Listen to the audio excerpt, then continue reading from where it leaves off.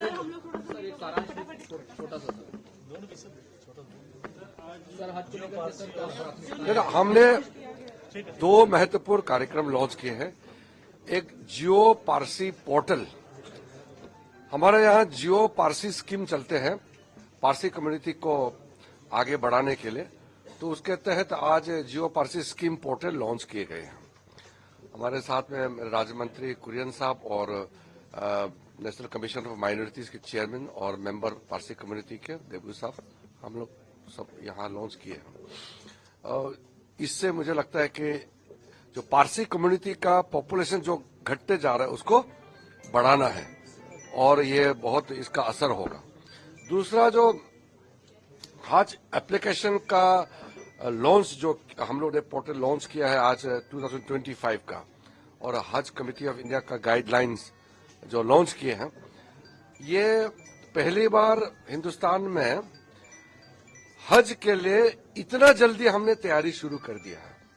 इतना जल्दी कदम कभी भी नहीं उठाया। इसका मतलब जो 2025 का जो हज है उसका एप्लीकेशन और सारा तैयारियां, सारा व्यवस्था जो भी करना है वो ऑलरेडी शुरू कर दिया है। हम चाहते हैं कि 2025 का हज का जितना प्रोसेस है वो बिना समस्या का, बिना कोई रुकावट का अच्छी तरह से हो। तो क्योंकि दुनिया में जितना देश है और खास करके जो मुस्लिम देशों से ज्यादा हज जाते हैं सऊदी अरबिया में, लेकिन हिंदुस्तान में बहुत ज्यादा मुस्लिम पॉपुलेशन है, यहाँ से बहुत संख्या में जाते हैं। तो हमारा जो अरेंजमेंट है वो भी उस तरीके से बहुत अच्छी तरह से करना होता है, पुख्ता हमारा अरेंजमेंट होना जरूरी है। तो 1,75,000 हाजियों का हिंदुस्तान से सऊदी अरब जाना और इतने दिन वहां रहना फिर वापस आना, ये अरेंजमेंट मामूली नहीं है। इसके लिए बहुत तैयारी करना पड़ता है। हमारे माइनॉरिटी अफेयर्स मंत्रालय तो नोडल मिनिस्ट्री है, काम तो कर रहे हैं, लेकिन साथ साथ में जो विदेश मंत्रालय है, हेल्थ मिनिस्ट्री है, सिविल एविएशन है, कई और मंत्रालय भी इसमें योगदान करते हैं। सर, ग्लोबल टेंडर की बात की जाती है, कॉस्ट को कम किया जाए, उसको लेकर के कैसे कदम उठाएंगे? देखिए, ये सऊदी अरब जो है अपने अपने एक समय समय में पॉलिसीज बनाते हैं, उसको हम इंटीग्रेट करना पड़ता है।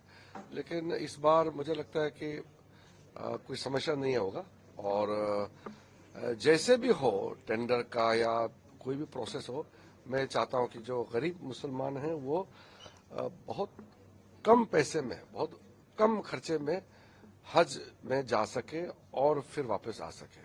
ये हम चाहते हैं कि आप विजिट भी करेंगे। मैं ये एक व्यवस्था है, एक अल्पसंख्यक मंत्री होने के नाते अल्पसंख्यक मंत्रालय में ये सिस्टम पहले से व्यवस्था बनाया हुआ है कि हम सऊदी अरब के साथ बायलैटरल एग्रीमेंट करते हैं। तो मैं मंत्री होने के नाते जाने का जो प्रपोजल है वो हम सोचते हैं कि शायद अक्टूबर एंड या नवंबर तक जाना चाहिए और एग्रीमेंट साइन होना चाहिए। सर, एक मांग हो रही है कि हज कमेटी ऑफ इंडिया को बना दिया जाए, सुप्रीम कोर्ट में भी मामला गया था। हाँ, वो हम कदम उठाएंगे, निश्चित कदम उठाएंगे। सर, अगर हम कोलकाता में मर्डर की बात करें जो पीजीपी डॉक्टर है, तो उसमें सीबीआई किसने को ऑर्डर कर दिया गया है कोलकाता हाई कोर्ट द्वारा। देखिए, वो डिटेल मुझे मालूम नहीं, मैं तभी मीटिंग में हूँ, लेकिन घटना कोलकाता हो या कहीं भी हो, ये देश का एक बहुत दुखद घटना है और सब चाहते हैं कि कार्रवाई, बहुत सख्त कार्रवाई होना चाहिए।